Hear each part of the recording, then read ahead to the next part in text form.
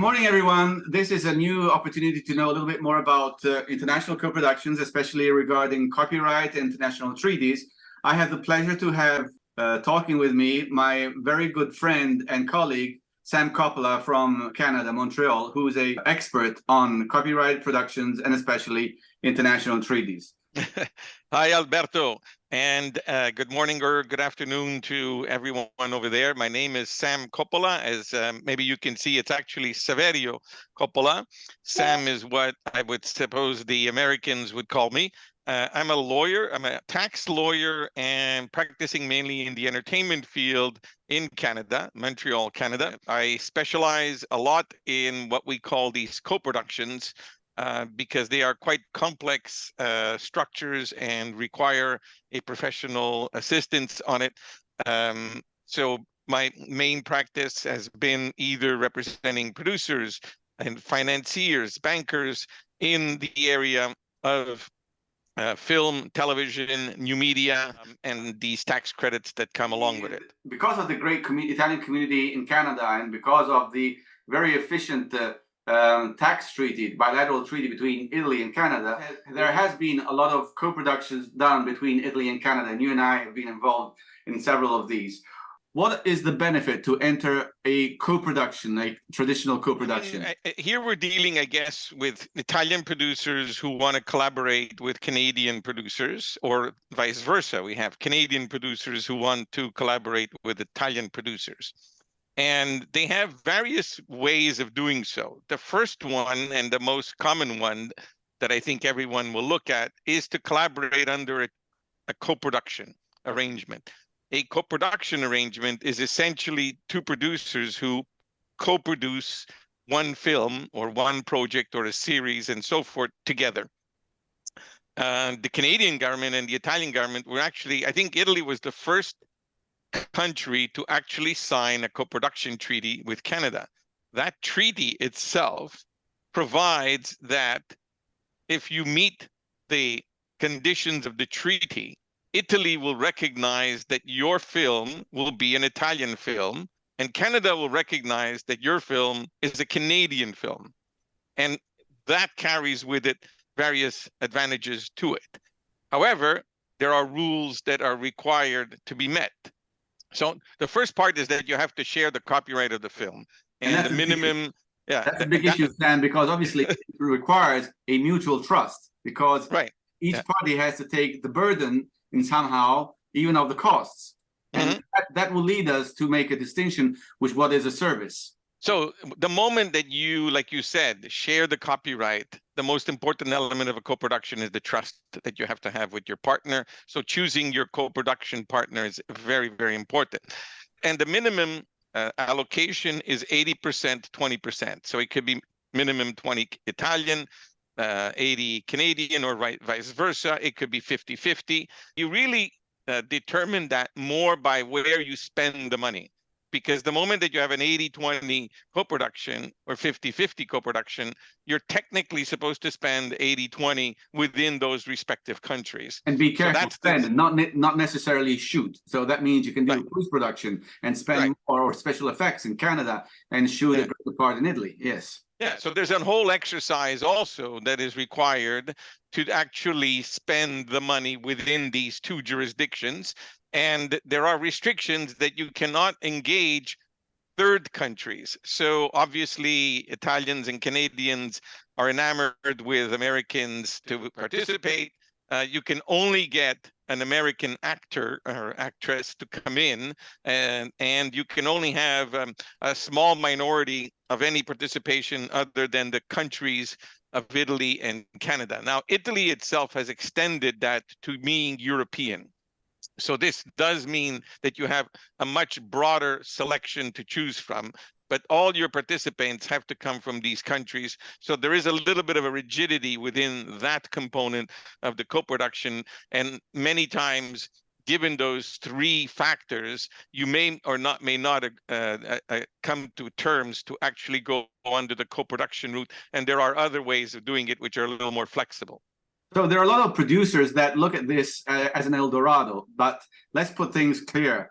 you can't start an international co-production if you don't have at least a bulk of money? Or how could we answer if they just do everything on soft money, on the treaty itself? Could that be possible? The treaty alone will, like I said, means that you can get national recognition in Canada. Now, once you have national recognition in Canada, what does that mean? Well, that means that your film qualifies for support from various funding agencies. So there are a federal agency called Telefilm, there are provincial agencies, one in Quebec called SODEC, and there are other funds that come in and would support.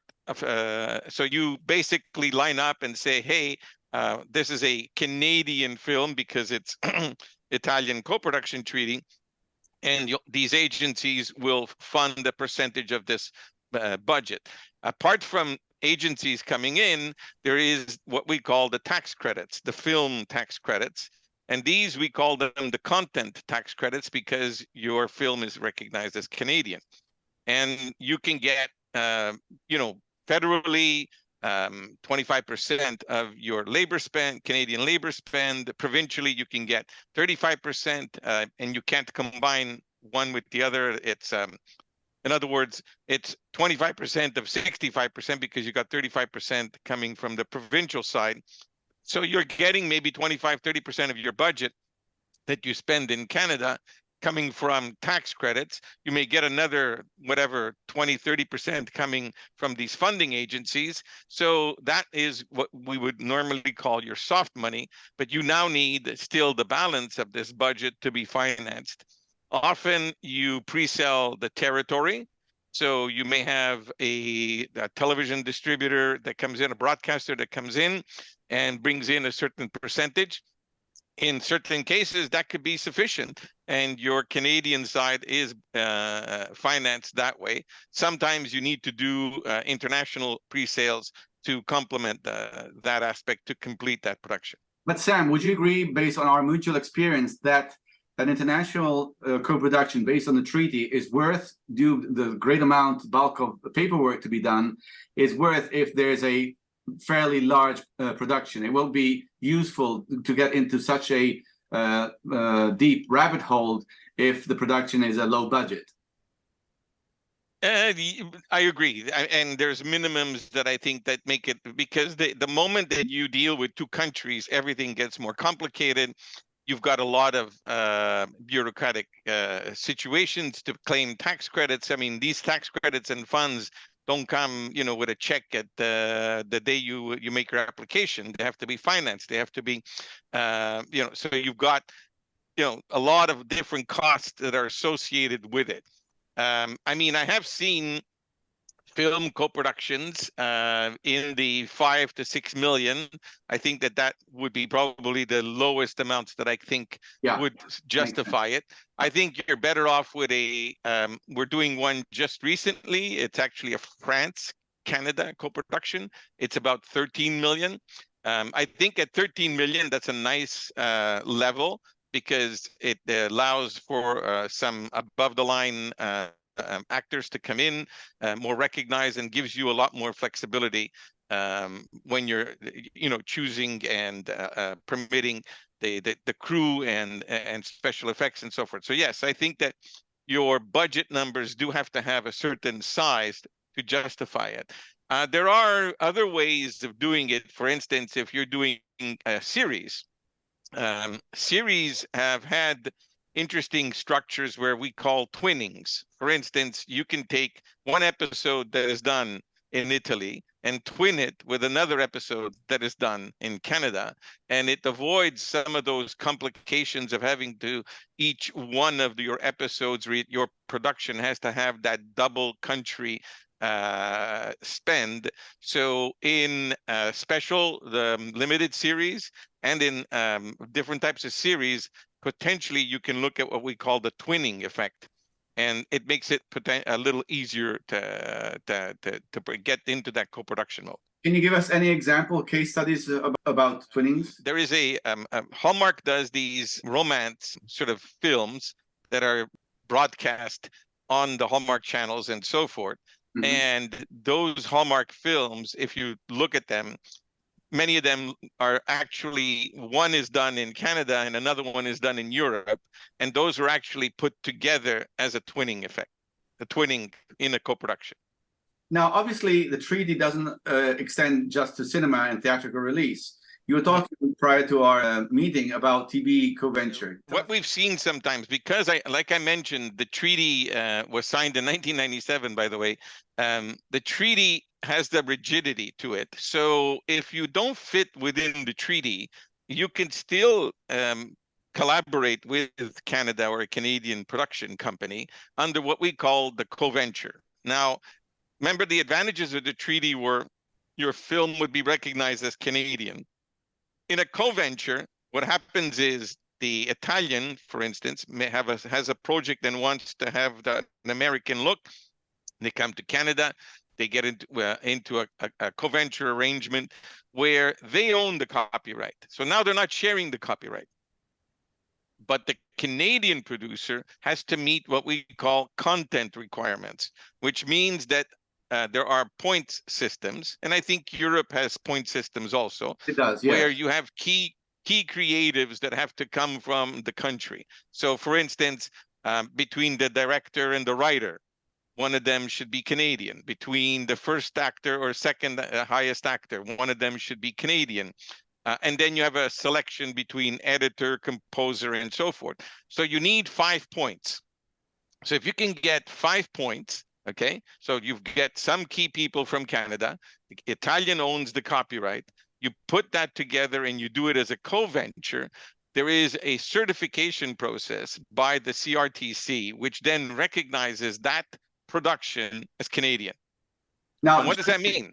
That means that your Italian series, okay, if you were just going to come over to Canada and try to license it to broadcasters, they pay you very little money per episode because it's not a Canadian series. However, the moment that it's certified as a Canadian co-venture series, it has Canadian nationality, and you can get hundreds of thousands of dollars per episode for the same series. And now, that's an interesting way to come over. And that sounds super interesting, especially in the moment of crisis where the theatrical release is still a huge question mark. Yeah.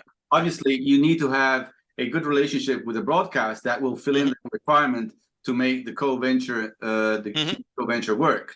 But let me ask you this. As the producer's ability is that to juggle around the elements above the line, obviously, and obviously the story, how important it is to trigger the right requirement? Does the content need to be Canadian? Can it be of Italian community in Canada, or a story that ties the two nations? Or could it be simply an action movie that it's staged in Toronto, for example, in Canada?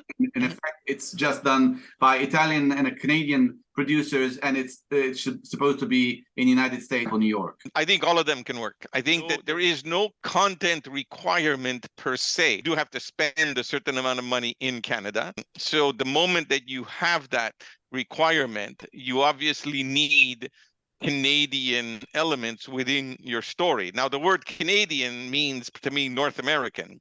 You do need a certain percentage that has to be done in Canada on the spend itself. But that doesn't mean that it has to be the whole shooting. It's obvious that your best natural co-ventures and co-productions are stories that are based within the two countries or within the two, but they are not restricted to that. There isn't an actual legislative restriction that says this must be Canadian-based or US-based or Italian-based or anything. It could be, it's going to be the creativity of the producers and how they can work it together and so forth. Obviously, the star system and the American star system still determines a great deal of pre-production, financial packaging of the projects. How can all what we've said right now work when the two parties, Italian and Canadian producers, need a US actor? Well, one actor is fine, right? And maybe even two with a cameo role or whatever it is under the treaty co-production. Under the co-venture, you could have multiple actors from the US itself. But if you truly have a lot of US elements within it, then I think what you're going to look at is what I call the third way of collaborating, which is that you come to Canada and you do what is called a service production. A service production means an Italian film comes over here, owned 100% by the Italian producer, okay, and just does its spend over here and can hire anyone in the world, including Americans and Asians or whoever, okay? And you will get a percentage of your spend locally. It's a services credit. Right. When you come over under the services deal.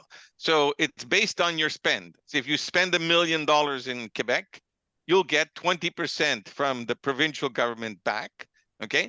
And you'll get 16% of the Canadian labor. So it may be that Quebec is an all spend. In other words, your hotels, your car rentals, it doesn't only have to be services. Federally, they will only look at your labor components that they get qualified. So you calculate your Canadian labor, which could be, let's say, 500,000.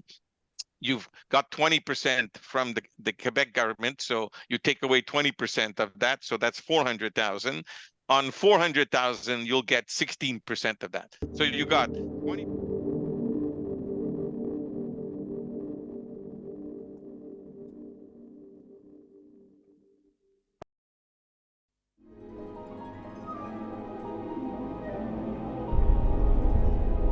got 20% of $1 million from Quebec and 16% of 400,000 from the federal for a service deal. Service deal, complete creative freedom. All it is they calculate what you spend in the territory and you multiply by a percentage and you get that tax credit. Now that tax credit is not cash on delivery when you produce the film. You only get that. You have to engage a service company in Canada. You have to have a company that is incorporated in Canada, that does business in Canada, that pays taxes in Canada. So that's usually your line producer. Sometimes you refer to it as the executive producer for the purposes of European or French, and it's different. An executive producer in America is a different concept than executant or executive in Europe. It's the box company that transfers basically a great part of the advantage. Yeah. So that entity then applies for the tax credits when they file their tax returns, and let's say 6 months after that they get the credit. So it can take about a year before you'll see it. So what do the most producers do is they finance that. Here in Canada, there's a really good banking system. 3 of the major banks have very well developed teams who can finance these tax credits at very good rates. I mean, rates have increased, the interest rates have increased recently, but it's still a very good cost of money. Well, let's explain a little bit this issue, which is huge, and sometimes it's not given the right importance. When on the paper a producer receives the tax credit, it's based on the expenditure, which means it has to spend that money, and then it will get a portion of that money back. The question, the issue here is when. And that when can take even 6 or even a year, which means there is exposure, a financial, economical exposure of the producer that has to pay back sometimes the equity investor or the lender. Obviously, that is a cost. In the world right now, we are several banks, especially in Paris and especially in Montreal, that are applying a midnight fluctuation rate in order to compete, as opposed to the Euribor. That is an important and leverage to the producer that has to pay back the money lent, or the investor to get the return with a less expenditure, less cost of the money invested. Yes, so Canadian banks used to use the LIBOR rate. There's now something SOFR. There are these overnight rates. They will apply those rates and add a couple of percentage points, or they'll apply something like a prime rate.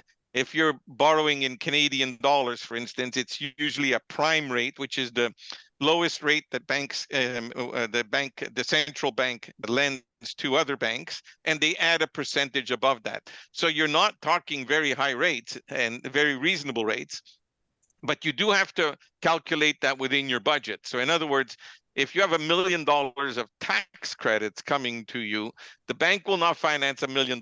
They will finance a percentage of that. 90% is often what we see. So you'll get 900,000 of it, but the other 100,000 they'll charging you an interest rate. So if the interest rate is, let's say, 6%, it works out to.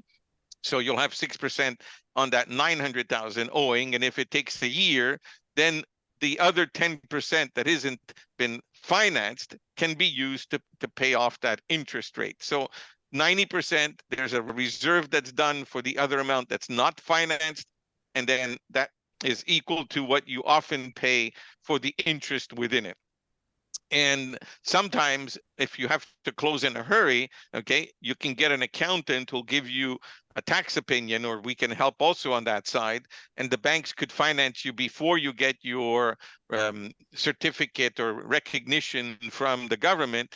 They'll finance you based on an auditor's opinion, and they'll maybe finance 75% of that tax credit. So that permits the producers to have cash when they go into production. And it's an immense advantage, this. Oh, for sure. But you have to work it into your budget. In other words, on the D level of your budget, okay, those indirect costs have to have some amount for financing itself. One component that we should mention is that if you're in a service environment, you can do this without a completion bond. But if you're in a co-production or a content type arrangement, the treaties require that the film be completed before you get the credits. So that risk of completion, many Canadian banks require a completion bond. This is something that I think is less usual within the European system, but here, because of the fact that a significant amount of the collateral that the bank is financing has what is called that completion risk, the banks don't usually like to take those risks themselves. And they want to outsource the risk. Right. One way to deal with that is that instead of getting your financing at the time that you're in production, shooting or principal photography, you wait until principal photography is over, and that's when you start borrowing the money from the bank. Because the moment the principal photography is over, the risk of completion is significantly reduced. Yeah, of course. Well, it's not zero because, you still have the post, and there are many times these special effects, but, a bank, okay, could then call upon another entity to actually complete the film. Now, Sam, let me bring up an hybrid situation, which is the most common of all. An American independent producer wants to shoot in Italy, an Italian content, and obviously relies on the Italian box company or executive company, as we mentioned before, which goes around shopping for the right bank to monetize the tax credit and the subsidies and even the distribution. How can the competitive banks that we've mentioned, we haven't said the names, obviously, for obvious reasons, how could these banks come in and make things easier? The Canadian banks and some of the American banks themselves are quite used to financing film productions, and their rates are based on the competitive rates that they have here. So they're not necessarily competing with Italian banks that may have set a different competitive environment. So like I said, they understand the whole concept right away of the financing component. They will require some expertise to firm up the fact that the project does qualify for Italian tax credits. Like you said, these service companies, it's not a big risk in that sense that you spend money and then you'll have a certain amount of service credits coming from Italy. We understand those itself. The Canadian banks understand those here. And that aspect of assessing the risk is similar to what they will do here in Montreal or in Canada. So you're getting North American financing in Italy, okay, because they're able to, set it up that way and be much more competitive than anyone local there. So right now we've stated something in a very subtle way, which is quite revolutionary, because usually foreign productions, especially American productions, come to Italy, get sometimes treated as tourists, so they have to shop around and find the right trustworthy entity. And then obviously that entity will go to the traditional banks, which will apply a non-competitive rate. Therefore, the American producer will have to wait an enormous amount of time with an applied not competitive rate of interest on the money lent. Yeah, by having this financing structure in place, we can easily facilitate much more productions coming to Italy itself, because you're using the structure that's here that has been, well developed for, more than 100 years, I guess, now of cinema. Yesterday, I was over at one of these awards ceremonies at a school of cinema. One of the awards is the first 100 years of cinema. Wow. And apparently the first 100 years of cinema is like from 1890 or 1885, right, to 1985, that first 100 years. So we're in the second 100 years of cinema now. Well, Sam, thank you. We've covered in about 30 minutes a lot of the scraping the surface, and we've definitely only did the surface component. Okay. Sam, thank you very much. See you next All right. time. Thank you for having me, and ciao, arrivederci, ci vediamo, speriamo dentro una coproduzione insieme. Absolutely. Thank you, Sam.